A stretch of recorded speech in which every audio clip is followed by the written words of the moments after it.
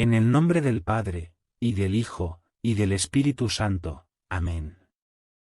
Ven, Espíritu Santo, llena los corazones de tus fieles y enciende en ellos el fuego de tu amor. Envía, Señor, tu Espíritu y serán creados, y renovarás la faz de la tierra. Oración. Oh Dios, que llenaste los corazones de tus fieles con la luz del Espíritu Santo, concédenos que guiados por el mismo Espíritu, sintamos con rectitud y gocemos siempre de tu consuelo. Por Jesucristo nuestro Señor. Amén. Evitar la ociosidad si deseamos ganar el cielo. Sermón para el 7º domingo después de Pentecostés por el Padre Francis Hunold. Todo árbol que no da buen fruto, será cortado y echado en el fuego. Mateo 7:19.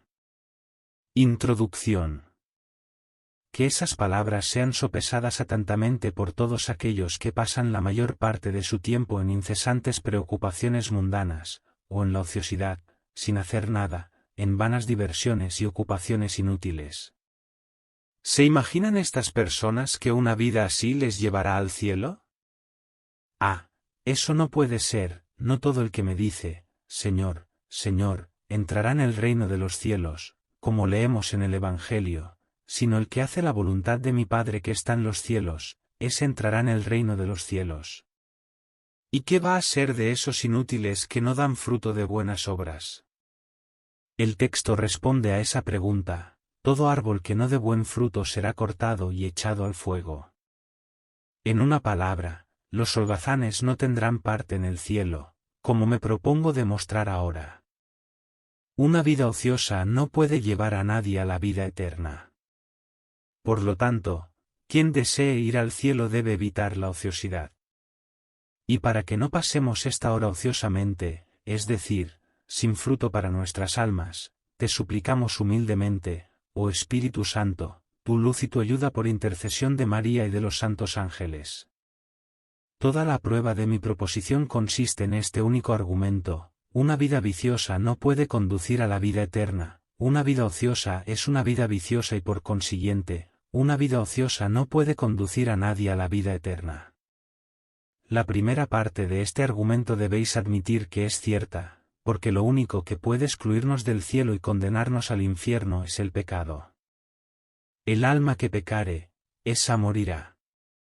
Así que todo lo que necesito probar es que una vida ociosa es una vida viciosa. Si tengo éxito en hacer eso, la conclusión seguirá por sí misma. Y tal es el caso, mis queridos hermanos, la ociosidad abre la puerta a toda clase de pecados y vicios. Si citara solo la 20ª parte de lo que los santos padres y doctores de la Iglesia, iluminados por el Espíritu de Dios, han escrito sobre este tema, mi sermón no terminaría hoy. La ociosidad es enemiga de la virtud, traidora de la juventud, veneno para el alma de los hombres, incentivo de la impureza, agradable huésped del infierno, cómodo cojín del demonio, lecho lujoso de todos los males. Tales son los epítetos que le aplican aquellos escritores cuando hablan de ella en términos modestos. Puedes considerar como muy cierto, dice San Jerónimo, que la ociosidad es la madre de toda concupiscencia, inmundicia y pecado. San Crisóstomo dice casi con las mismas palabras: la ociosidad es, por así decirlo, la madre de todos los vicios. La ociosidad es un pozo negro de tentaciones y malos pensamientos. Tales son las palabras de San Bernardo. En una palabra, San Agustín no da ninguna esperanza de salvación al hombre ocioso que no tiene una ocupación que le convierta. Quien ama la ociosidad nunca será ciudadano del cielo. Pero, ¿por qué apelar a esos testigos cuando tenemos de nuestra parte la infalible palabra del mismo Dios? Envíalo a trabajar, para que no esté ocioso. Es la advertencia del Espíritu Santo por medio del sabio, no importa quién sea la persona, hombre o mujer, rica o pobre, joven o vieja, que esa persona trabaje, y tenga algo que hacer y no esté ociosa. ¿Por qué? Porque la ociosidad ha enseñado muchos males. Leemos en el Evangelio de San Marcos que cuando el enfermo que tenía una mano seca que no podía usar se acercó a Jesús en la sinagoga para que lo curara, nuestro querido Señor preguntó enseguida a los fariseos, ¿es lícito hacer el bien en los días de reposo, o hacer el mal, salvar la vida o matar? ¿No os parece extraña esta pregunta? El pobre hombre quería que le curasen la mano, ¿y nuestro Señor habla de curar el alma? ¿Qué relación hay entre una mano seca y un alma humana? San Agustín da una hermosa explicación al respecto. Las manos, dice, son para el alma lo que la aguja de un reloj es para su funcionamiento interior. Esta muestra exteriormente cuanto ha sonado el reloj interiormente. Si la mano permanece inmóvil, también el reloj está inmóvil interiormente y no emite sonido alguno. Las manos marchitas y ociosas son señal segura de un alma mala y corrompida. Muéstrame un hombre ocioso que no tenga nada que hacer, ninguna ocupación seria, y puedo asegurarte que hará mucho mal. Si oyes hablar de toda clase de acciones disolutas, descubrirás al examinarlas que han sido aprendidas en la escuela de la ociosidad. El adulterio y toda clase de impurezas son causa de una vida ociosa, y generalmente son cometidos por aquellos que olvidan los deberes y ocupaciones de su estado. Hasta aquí lo que dice San Agustín. Y en efecto, si consideramos bien el asunto, veremos que no puede ser de otro modo. Los filósofos nos dicen que el entendimiento humano en nuestros momentos de trabajo nunca puede estar ocioso, sino que siempre debe estar pensando en algo. Así también el corazón y la voluntad del hombre nunca pueden estar sin alguna inclinación, siempre deben tener algún objeto que amar u odiar, que desear o detestar. Supongamos ahora que un hombre o una mujer, un muchacho o una muchacha están ociosamente caminando, de pie o sentados, sin ninguna ocupación apropiada, sin estudio o reflexión para la mente, sin trabajo para el cuerpo. ¿Qué pasa entonces en el entendimiento? Porque debe tener algo en que pensar. Dadas las circunstancias, los únicos pensamientos que lo ocupan son vanos, inútiles, peligrosos o pecaminosos, y de tales pensamientos no pueden provenir sino afectos, inclinaciones y deseos vanos, inútiles, peligrosos o pecaminosos del corazón. El corazón y la mente humanos son como las piedras de molino que giran mientras el agua mueve la rueda. Si el molinero pone trigo, muelen eso; si avena, muelen avena; si no pone nada se muelen mutuamente y generan chispas. Por muy fértil que sea un campo, dice San Crisóstomo, si no se labra y se deja que permanezca ocioso, no puede producir más que cardos y malas hierbas de todo tipo. Del mismo modo, cuando el alma no tiene nada que hacer, ninguna ocupación útil o necesaria, se entrega a malas acciones. San Lorenzo Justiniano emplea otro símil: el agua estancada que no tiene movimiento ni salida se vuelve fétida y cenagosa, y solo produce gusanos y cosas horribles. El agua clara, si se la conduce por un campo o un jardín, produce hierba y flores hermosas, pero si se la deja correr ociosamente por las calles, se mezcla con el polvo y hace barro y suciedad. Nuestros corazones y nuestras mentes son fuentes siempre llenas de pensamientos y deseos. Si están ocupados en obras buenas y dignas de alabanza, han de producir necesariamente flores hermosas y frutos excelentes, pero si se les permite desviarse en pos de objetos vanos y sensuales, nada puede salir de ellos sino suciedad y fango. No sin razón se llama a la ociosidad la almohada del diablo. Nunca encuentra este odioso enemigo, que siempre está al acecho para atrapar nuestras almas, mejor oportunidad para difundir sus perversas inspiraciones y tentaciones, especialmente en materia de impureza, que cuando encuentra a los hombres ociosos.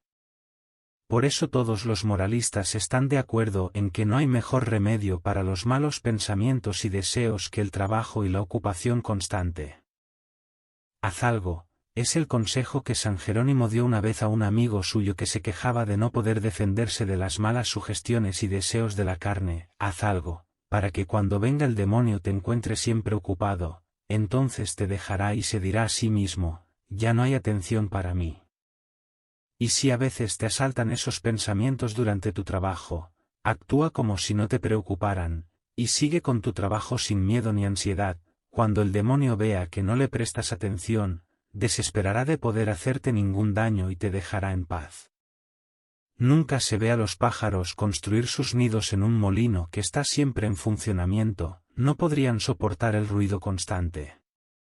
Pero en las casas donde no hay taller ni ruido, las golondrinas construyen incluso en las habitaciones, si las ventanas se dejan abiertas día tras día. Nunca he conocido a un campesino que se queje de violentas tentaciones mientras realiza su trabajo con el sudor de su frente, ni en casa ni en el campo. Oh, no, el diablo no soporta al hombre laborioso, sino que construye su nido y encuentra descanso con los ociosos. Mientras los israelitas estaban agobiados por el duro trabajo de la esclavitud egipcia, nunca pensaron en la impureza o la idolatría. Sus circunstancias eran tales que no tenían tiempo ni inclinación para tales cosas. Pero cuando fueron liberados de la esclavitud por la bondad de Dios, y estaban ociosos y desocupados en el desierto, cuando el pan les fue enviado milagrosamente del cielo, y no sabían cómo pasar el tiempo sino comiendo, bebiendo y divirtiéndose, el pueblo se sentaba a comer y a beber, y se levantaba a divertirse, entonces determinaron tener por Dios al becerro de oro, que los sacó, según pensaban, de Egipto. Entonces toda clase de excesos se apoderaron de ellos. Se han hecho un becerro de oro y lo han adorado, y sacrificándole víctimas han dicho, estos son tus dioses, oh Israel, que te sacaron de la tierra de Egipto. Horribles pecados y abominaciones de los sodomitas que no se pueden nombrar, ¿de dónde brotaron? He aquí, esta fue la iniquidad de Sodoma, tu hermana, es la respuesta del Señor por el profeta Ezequiel. ¿Qué fue entonces? Soberbia, plenitud de pan y abundancia, y la ociosidad de ella y de sus hijas. ¿Qué siguió a esto? Y se ensoberbecieron, e hicieron abominaciones delante de mí, y yo las quité como has visto. David, infeliz príncipe, si no te hubieras sentado ociosamente en tu ventana después del reposo de mediodía, nunca habrías cometido esos horribles pecados que después lamentaste amargamente día y noche. Siempre fuiste santo y piadoso mientras tuviste que trabajar duro para protegerte de tus enemigos y perseguidores. Desdichado Sansón, cuando los filisteos te dejaron en paz y comenzaste a descansar en el regazo de Dalila, perdiste tu fuerza y tus ojos y te convertiste en el hazmerreír de tus enemigos. Y tú, infeliz Salomón, mientras estuviste ocupado en la construcción del templo, fuiste un hijo amado de Dios, ese miserable disfrute pacífico y ocioso de tus bienes llenó tu corazón con el amor de las mujeres, y te convirtió en un desvergonzado idólatra. La ociosidad ha enseñado muchos males. Pero, ¿por qué he de referirme a esas historias? Solo necesitamos consultar nuestra experiencia diaria. ¿Cuántos males causa la ociosidad entre los pobres? Me refiero a esos vagabundos que aún son jóvenes y fuertes, y muy capaces de ganarse el pan con un trabajo honrado, pero que, una vez que se acostumbran a vagar ociosamente por las calles, se pasan todo el día holgazaneando ante las casas, y paseándose de una ciudad a otra, y si queréis encontrar una muchedumbre disoluta, desenfrenada, imprudente e ignorante de su religión, encontraréis muchos de ellos entre esa gente. Pobres y al mismo tiempo infelices mortales. No quiero herir ni detener el movimiento de la caridad cristiana, pues toda limosna dada por amor de Dios, sea quien sea el destinatario, merece su recompensa. Pero sí creo que la mejor limosna para esas personas, y la más útil para sus almas, sería darles cada vez que acuden a la caridad una exhortación suave pero sincera a evitar la ociosidad, que nunca puede hacerles ningún bien, porque esos ociosos solo quitan el pan de la boca de otros pobres que están realmente enfermos y no pueden trabajar, y son una fuente de perjuicios para los pobres honestos que tienen que trabajar duro para alimentar a sus hijos y sin embargo, pasan hambre y penurias. Las mejores limosnas y las que más agradan a Dios son las que dan aquellas damas y caballeros que hacen que se enseñe a los pobres huérfanos o niños vagabundos algún oficio respetable, o les instruyen en la lectura, escritura, aritmética, y les dan hábitos de estudio. De este modo, esas personas caritativas no solo alimentan los cuerpos de los pobres, sino que también ganan con frecuencia sus almas inmortales para el cielo, salvándoles de la ociosidad y por consiguiente, de una vida viciosa. Vayamos con el pensamiento a las casas de los campesinos, a los talleres de los comerciantes, a los criados y criadas, y a los jornaleros, y veamos qué mal les hace la ociosidad. ¿Qué? Exclamaréis, ¿buscáis ociosidad entre tales gentes? Nunca están ociosos. Desde temprano por la mañana hasta tarde por la noche tienen que trabajar constantemente. El campesino trabaja en el campo, el herrero en el yunque con su martillo, el zapatero cose con su punzón e hilo, el carpintero y el ebanista trabajan en su banco y torno, y así en todos los oficios, todos están ocupados todo el día. Los criados y criadas nunca son dejados en reposo por sus amos y amas, y por lo tanto no están ociosos. Tu objeción no es mala, lo que dices es muy cierto, toda esa gente trabaja duro de un fin de semana a otro. Pero dime, si esas personas cometen pecados graves por borracheras, calumnias y detracciones, riñas y peleas, conversaciones malsonantes, acciones impuras y amistades peligrosas, ¿cuándo cometen tales pecados? ¿Los días de semana, cuando están ocupados con su trabajo? En absoluto, entonces no tienen tiempo para pensar en tales cosas. De vez en cuando una palabra impaciente, una maldición proferida inconscientemente cuando el trabajo no marcha bien, esos son casi todos los pecados que cometen entonces. Por lo demás, podría decirse que durante la semana llevan una vida inocente y si sus conciencias son puras y tienen buena intención, santa. Cuando, vuelvo a preguntar, ¿cometen esos pecados tan graves? No es cierto y tomo a esas mismas personas como testigos de la verdad de esto. Si hay alguno de ellos aquí presente, no es cierto que generalmente y en su mayor parte esos pecados se cometen los domingos y días santos, cuando no hay trabajo que hacer, o para hablar más correctamente, cuando esas personas se niegan voluntariamente a ocuparse con el servicio divino y las prácticas de piedad. Entonces el diablo tiene su oportunidad con ellos, entonces los campesinos y campesinas se reúnen, entonces los criados y criadas se quedan en la puerta, y a menudo hablan y charlan de cosas que no deberían ocuparse, y ven y oyen cosas de las que nunca deberían saber nada. Los comerciantes van a la taberna y se entregan a la bebida, al juego, a las peleas, a la conversación disoluta, y a otras diversiones de carácter similar, y muy a menudo las juergas del domingo dejan la cabeza en tal estado que el lunes siguiente es aún peor. Con razón, pues, decía aquel párroco de su pueblo, en los días de semana mi gente son ángeles piadosos, en los domingos y días santos hay muchos de ellos como demonios en su conducta disoluta. De aquí saco la siguiente conclusión: si un domingo día santo en la semana puede causar tanto mal a causa de la ociosidad entre personas que por lo demás son buenas, humildes, sencillas y bien intencionadas para con Dios, de modo que durante meses después trabajan duro, pero no ganan nada para el cielo porque están en pecado mortal, ¿cuánto mal no enseñará entonces la ociosidad a aquellos que hacen de todos los días del año un día santo, y que llevan vidas ociosas, perezosas y lujosas? Cuánto mal no enseñará a los jóvenes que no tienen nada que hacer en todo el día, sino buscar algún medio de pasar el tiempo. Cuánto mal no enseñará a las jóvenes que se pasan el día ante el espejo, o mirando por la ventana para ver a los transeúntes. Cuánto mal puede hacer a las personas de ambos sexos que, a causa de la riqueza y prosperidad que Dios les ha dado, pueden pasar el tiempo sin hacer nada, y malgastar sus vidas en diversiones ociosas y locuras.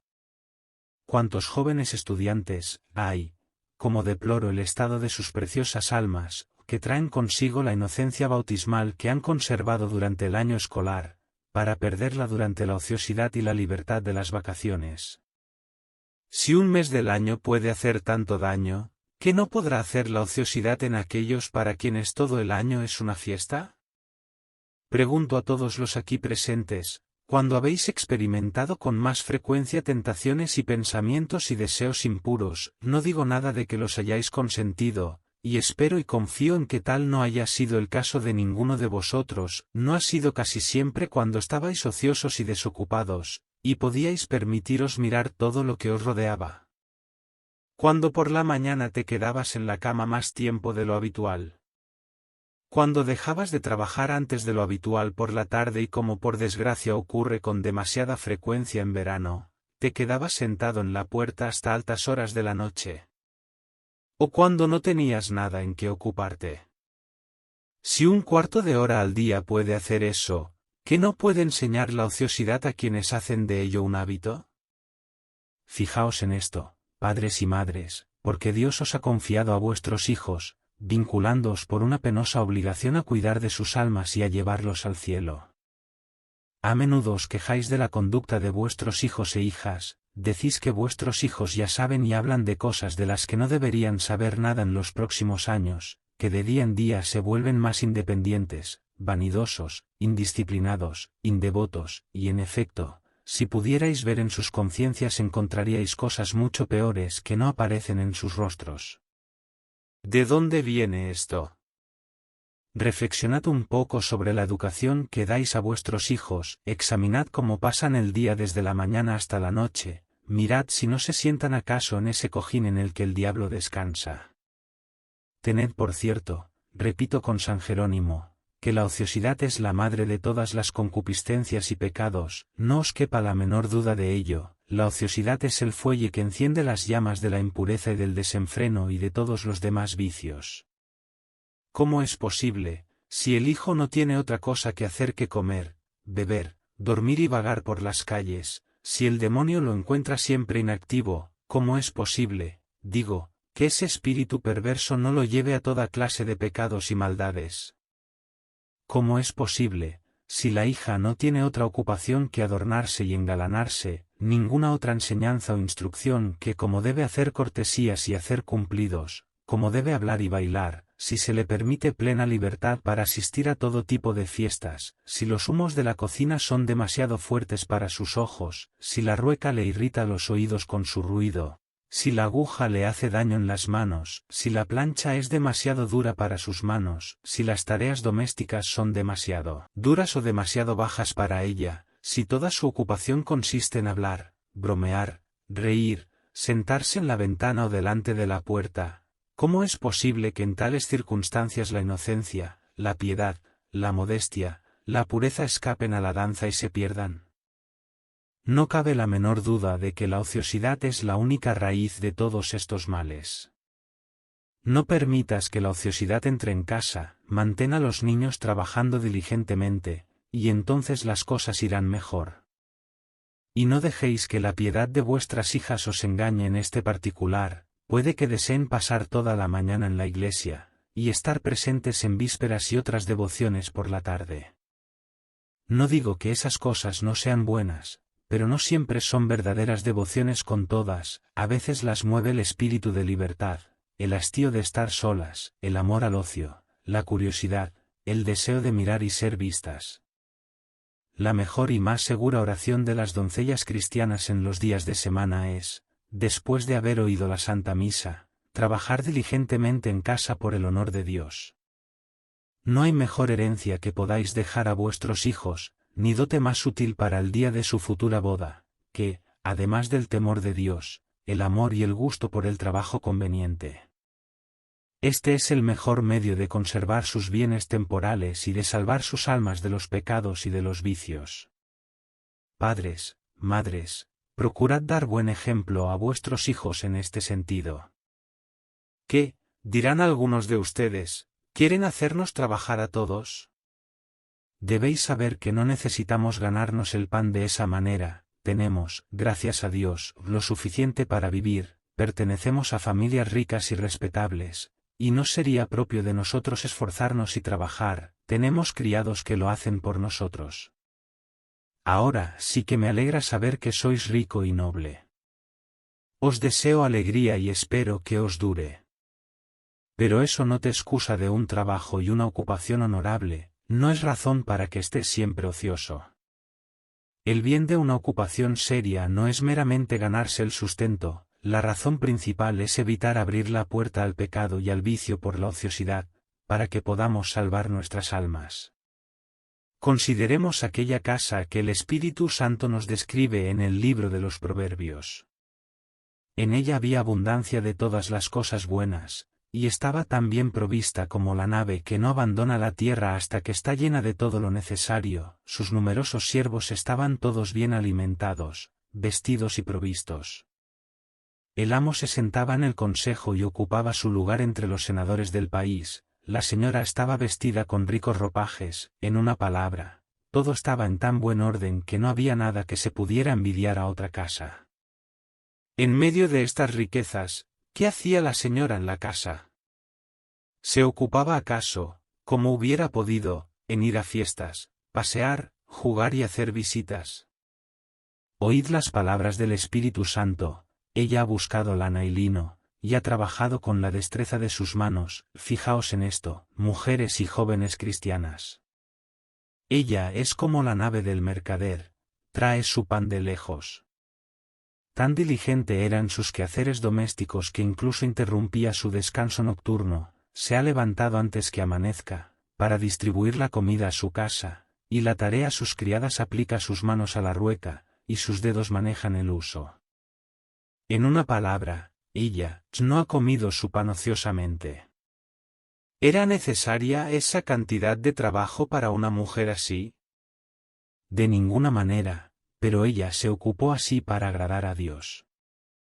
Por eso mereció el nombre de mujer temerosa de Dios, la mujer que teme al Señor, esa será alabada. Dadle del fruto de sus manos, y que sus obras la alaben en las puertas. Aquellos santos ermitaños de la antigüedad que vivían de hierbas y raíces, y tejían cestos todo el día, no lo hacían para ganarse la vida o ganar dinero, pues cuando terminaban un cesto lo destejían y lo volvían a empezar, su único objeto era evitar la ociosidad y tener siempre algo que hacer, algún trabajo entre manos.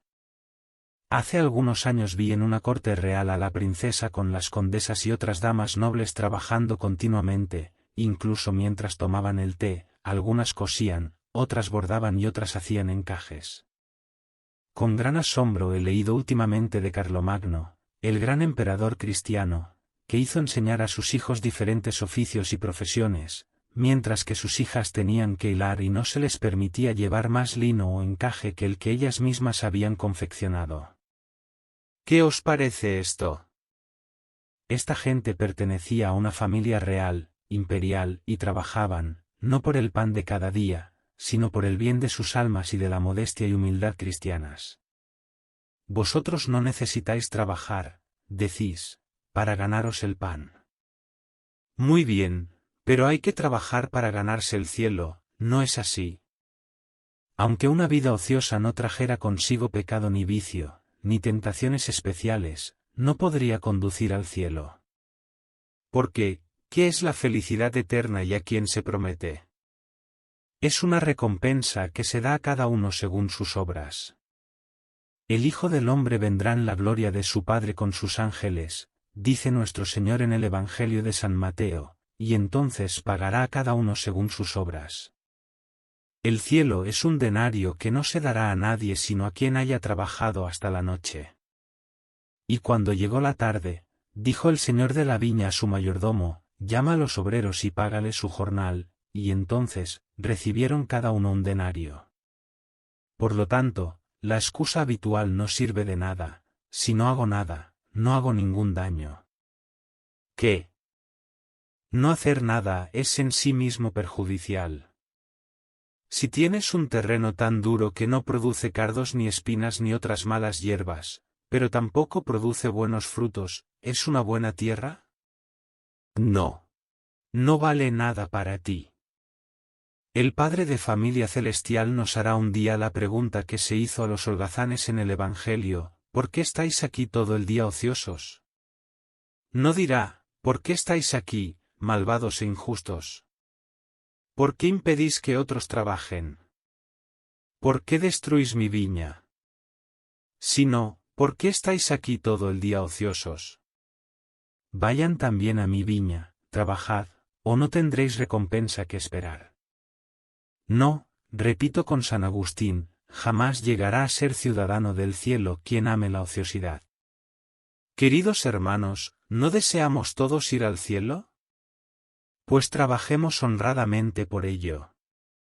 Si el estado a que cada uno es llamado por la divina providencia no le permite ocuparse siempre en cosas santas y obras virtuosas, al menos procure que el demonio no lo encuentre nunca ocioso, y que no se malgaste inútilmente el precioso tiempo que se nos da solo para que ganemos el cielo.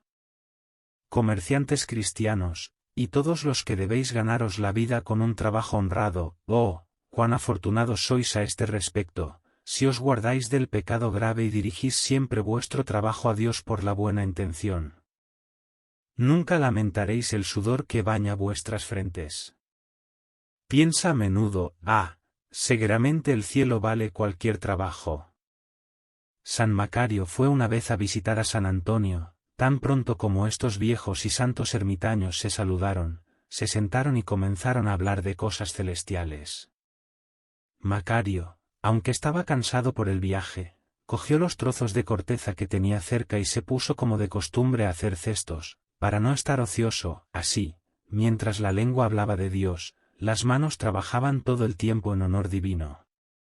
Cuando Macario estaba a punto de partir, Antonio se echó a su cuello, y apretándole ambas manos con afecto, prorrumpió en la siguiente exclamación: «Oh manos santas y benditas, ¡qué gloria tendréis! Pues no os quedéis ni un momento ociosos, ni siquiera después de un largo viaje y durante una santa conversación». Obreros cristianos, no Antonio, sino el mismo Cristo os dirá un día en felicitación cuando la tarde de la vida ponga fin a vuestras fatigas: «Benditas manos que habéis trabajado todo el día por mí, qué gloria habéis ganado».